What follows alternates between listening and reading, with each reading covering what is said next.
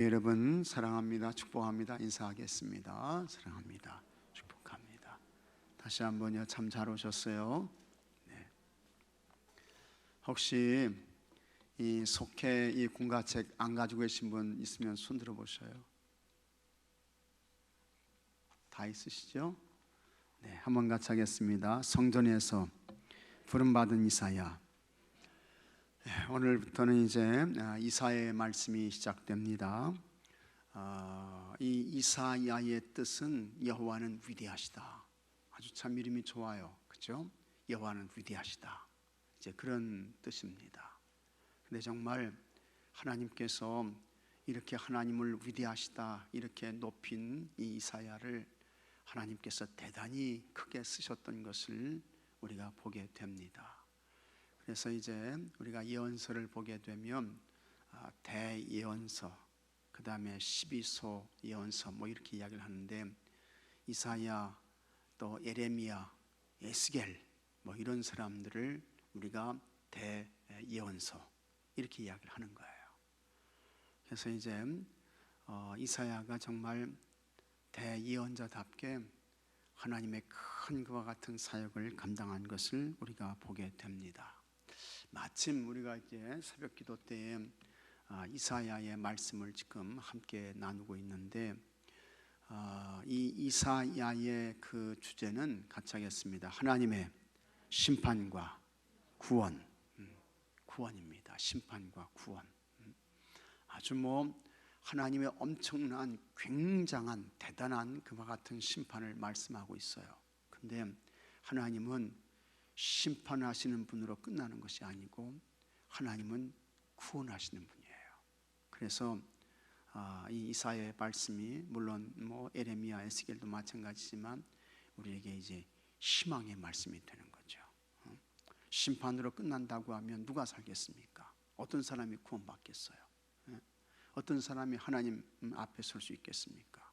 근데 그것과 동시에 하나님께서 이제 이사야를 통해서 구원을 말씀하시는 거예요. 그래서 이사야의 말씀이 우리에게 은혜가 되고 감동이 되고 희망이 되고 기대가 되고 이제 그러는 것입니다. 이사야가 활동했던 시기는 주전 740년부터 시작해가지고 681년까지 이렇게 이제 사역을 하게 되는데, 주전 8세기 중엽이죠.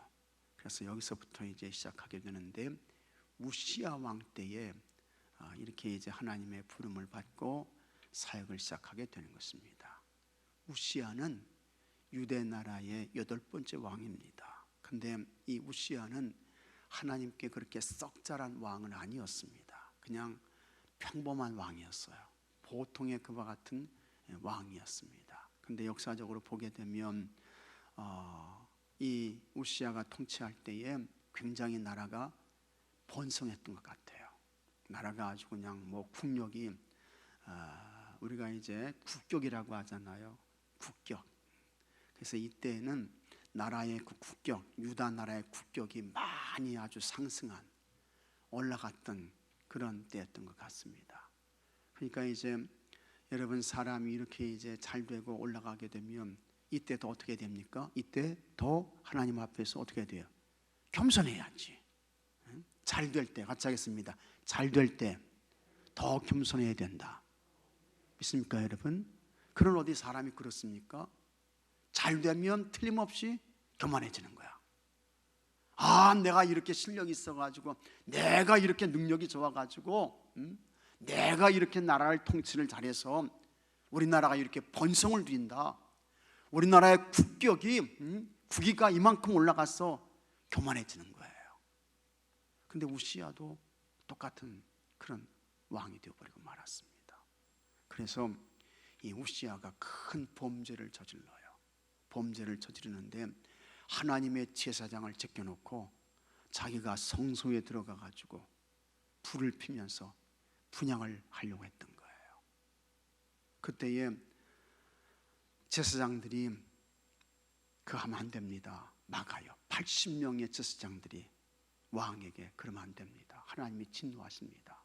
근데 이 우시야 왕이 교만한 거예요. 사람이 교만하게 되면요, 누구의 말도 안 들어요. 누구의 말도 안 들어. 이건 교회에서도 마찬가지야. 사람이 교만하게 두고 영적으로 겉멋들게 되면요, 목사 말 안 듣습니다. 영적인 지도자 말 안 따라요.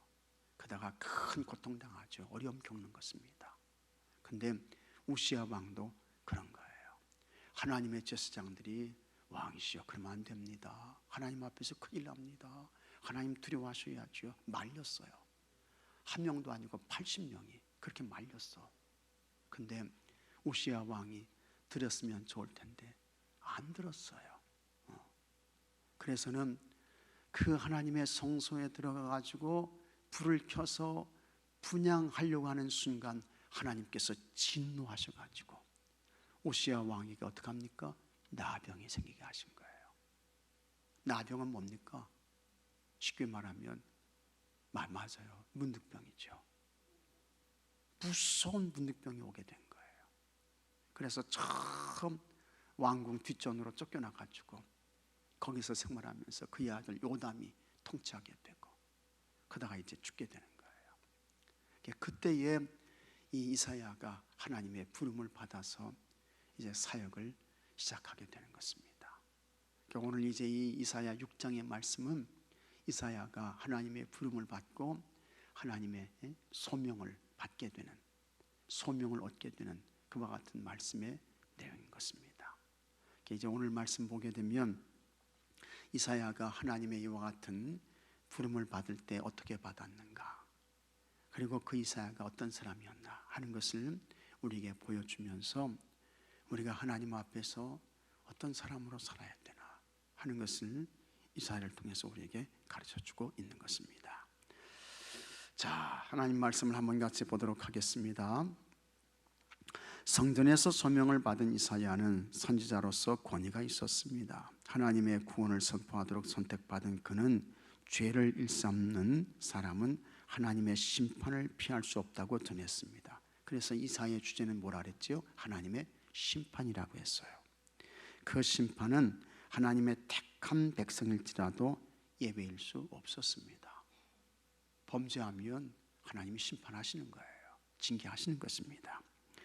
이사야는 평범한 사람이었지만 우시아 왕 이후부터 히스기야 왕까지 60년, 정확하게는 59년입니다. 60여 년 동안 하나님의 말씀을 대변하는 사명자로 귀하게 쓰임받았습니다.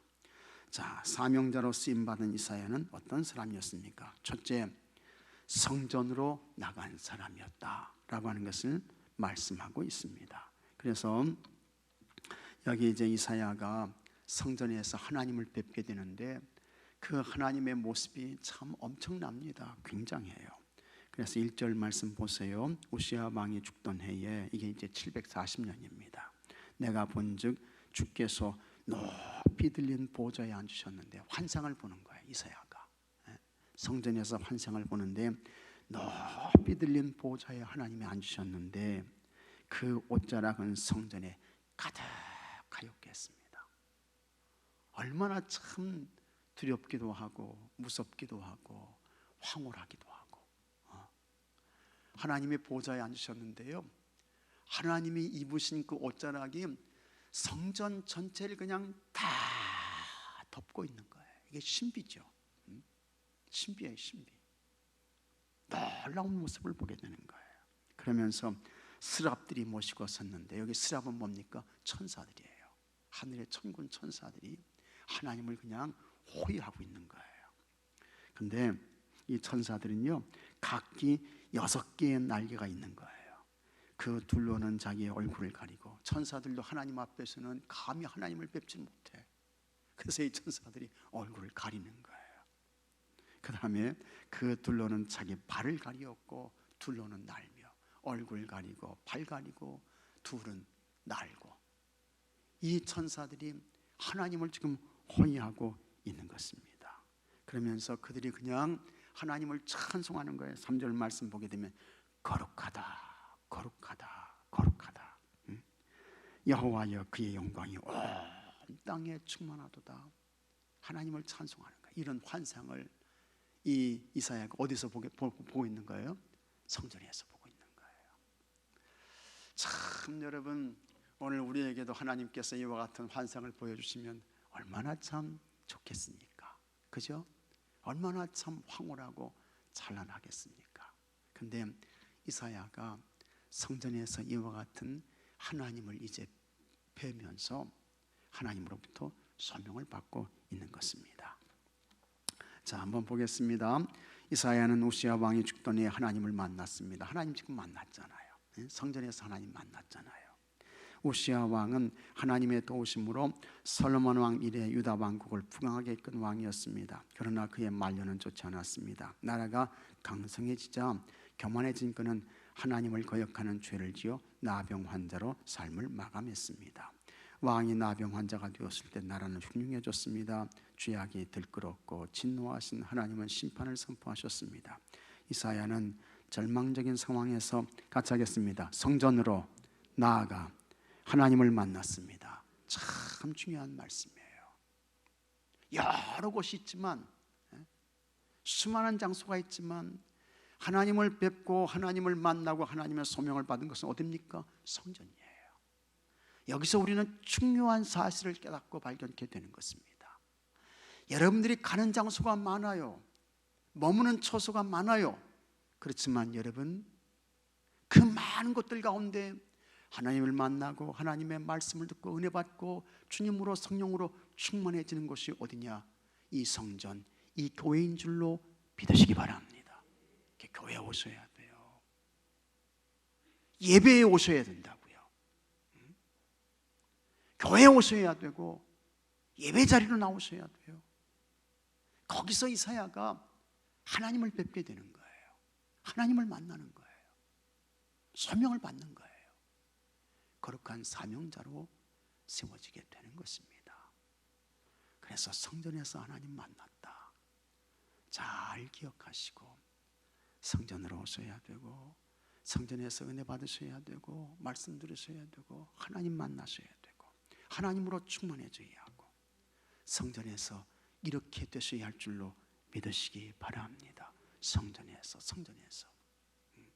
그 다음에 이렇게 올 수 있는 성전, 하나님의 교회가 있다고 하는 거, 예수님의 몸이 있다고 하는 거, 하나님께서 여러분에게 허락하신 너무나도 귀하고 소중한 축복인 것을 깨닫고 감사하시기 바랍니다.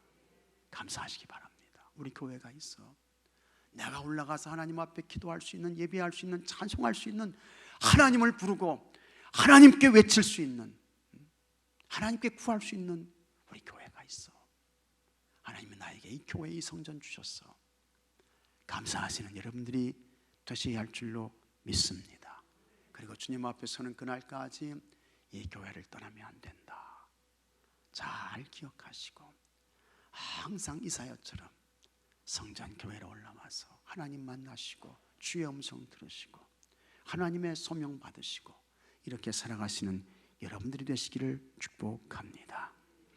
그곳에서 그는 영원한 왕권인 하늘의 보좌를 보았습니다. 이처럼 사명자는 절망 속에서도 참 소망이신 하나님을 바라며 성전으로 나아가는 성전 중심의 사람이 되어야 하는 것입니다. 믿으시면 아멘 하시기 바랍니다. 그 다음에 둘째로 이 이사야는 죄사함을 받아요.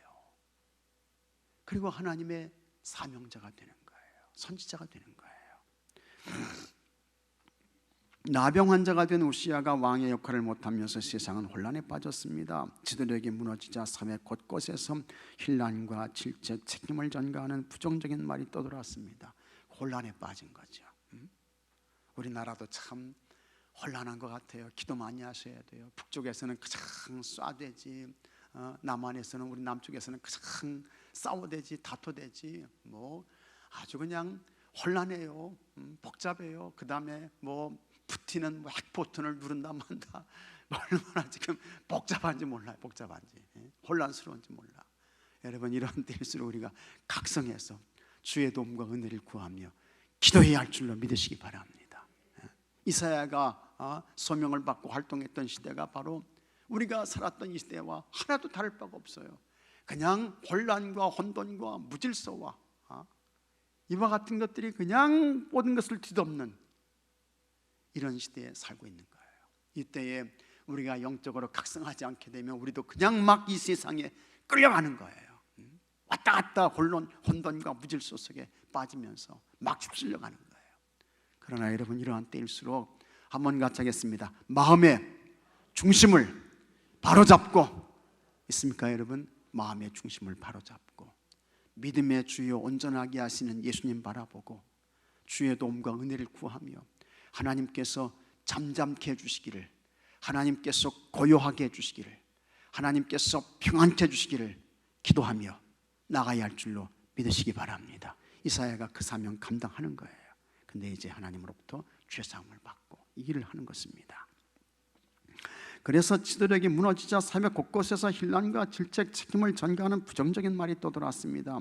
사람들의 타락한 본성이 드러나면서 온갖 비리와 강탈이 심해졌고 이로 인해 힘이 약한 사람들은 고된 삶을 살아야 했습니다. 힘없는 사람은 참 어렵죠. 고통스러워요. 이 죄악된 세상에서 부정한 입술로 살던 이사야는 만군의 하나님을 만났을 때 두려움에 떨며 부정한 입술로 지은 죄를 고백했습니다. 그러자 한 스랍이, 이 스랍은 이제 천사죠, 제단의 수치로 이사야의 죄된 입술을 정결케 했습니다. 주님의 영광스러운 보좌 앞에 선 이사야는 자신이 죄인이라는 사실을 깨닫고 탄식했습니다.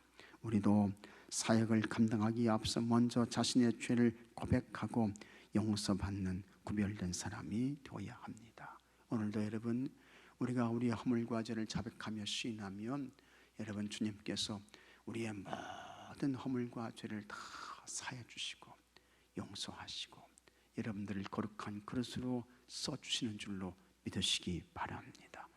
그래서 그때부터 하나님의 사역자가 되는 것입니다. 셋째, 같이 하겠습니다. 하나님 말씀에 순종한 사람입니다. 자, 순종했어요.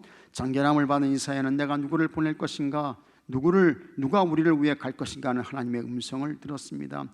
이사야는 내가 여기 있나이다, 나를 보내소서라고 즉시 대답했습니다. 하나님의 부름에 응답하는 거예요. 이사야의 응답에 하나님은 뜻밖의 말씀을 하셨습니다. 백성의 마음들을 둔하게 하고 눈과 귀를 막으라고 하셨습니다. 백성의 마음을 강박하게 하여 진노의 심판대 앞에 서게 하라고 하셨습니다. 이것은 구원은 오직 하나님의 은혜로만 이루어진다는 사실을 알게 하시기 위함이었습니다. 백성들이 회개하여 고침을 받으면 자신들의 회개가 구원의 근거가 될 수 있었기 때문입니다. 구원의 주권은 오직 하나님께 있음을 알아야 합니다. 사명자는 이 구원의 진리를 선포하는 일에 순종하는 사람입니다. 그래서 하여튼 여기 있는 여러분들도 하나님께서 여러분들을 다 거룩한 사명자로 부르신 줄로 믿으시기 바랍니다. 그래서 하나님, 내가 여기 있습니다, 나 보내주세요. 이와 같은 마음으로 다 여러분들이 보냄받은 자리로 가서 이사야처럼 사명자로 살아야 할 줄로 믿습니다. 이사야는 절망 속에서도 하나님을 바라보며 자신의 죄를 솔직히 고백하고 용서를 받았습니다. 그 뒤로 세상을 향한 주님의 탄식에 응답하는 거룩한 사명을 감당했습니다. 우리도 이사야처럼 이 시대를 위한 사명자들로 부름받았습니다. 믿으시면 아멘 하시기 바랍니다. 같이 하겠습니다. 나는 사명자입니다. 주님, 나는 사명자입니다. 믿습니까 여러분? 여러분 다 사명자예요. 하나님이 부르셔서 이 자리에 있게 된 거예요. 어쩌다가 그냥 자기도 모르게 끌려온 거 아닙니다. 하나님께서 여러분을 부르신 거예요. 사명자로 이사야처럼 사명 감당하라고 여러분을 부르신 것입니다. 하나님께서 여러분들을 여러분 각자의 자리로 보내시는 거예요. 가서 이사야처럼 하나님의 구원, 예수님의 복음의 말씀 전하고 증거하는 그와 같은 좋은 사명자들로 살아야 할 줄로 믿습니다. 그래서 부르심을 받은 이답게 언제 어디서든지 복음 전파에 최선을 다하는 거룩한 씨앗이 되어야 하겠습니다. 자, 묵상 질문. 절망을 극복하기 위해 먼저 할 일은 무엇입니까? 자, 여기 이제 절망을 극복하기 위해 3절 말씀인데 3절 말씀 보면 서로 불러 이르되 거룩하다 거룩하다 거룩하다 만군의 여호와 그의 영광이 온 땅에 충만하도다 하더라. 이렇게 이제 말씀을 하고 있는데 이 천사들이 찬송하고 있는 거예요. 찬송. 그래서 오늘 이 말씀 보게 되면 절망을 극복하기 위해서 우리가 뭘 해야 되는가? 하나님 찬송해야 할 줄로 믿습니다. 하나님 찬송. 하나님 찬송하게 되면 거기서부터 이 땅의 절망과 슬픔과 고통이 해결되는 길이 열려지게 되는 줄로 믿으시기 바랍니다. 그 다음에 2번, 구체적으로 회개해야 할 죄는 무엇입니까? 우리는요, 날마다 주일 예배 때마다 하나님과 나만이 하는 죄를 고백하며 회개합시다. 기도하잖아요. 여러분 스스로가 내가 하나님 앞에 무슨 죄를 회개하고 통회하고 자복해야 할지 여러분 자신들이 너무 잘 아실 거예요. 또 성령님께서 우리에게 감동 주신다고요. 야, 너 이 문제 아직 해결하지 못했잖아. 너 이거 회개해야지. 성령님이 말씀하신다고요.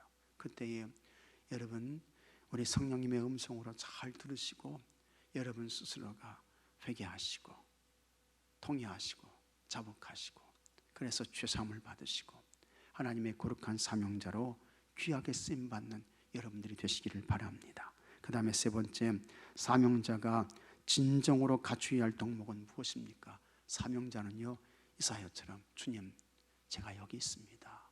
나 써주세요. 나 보내주세요. 자원하는 마음이에요. 자원하는 마음.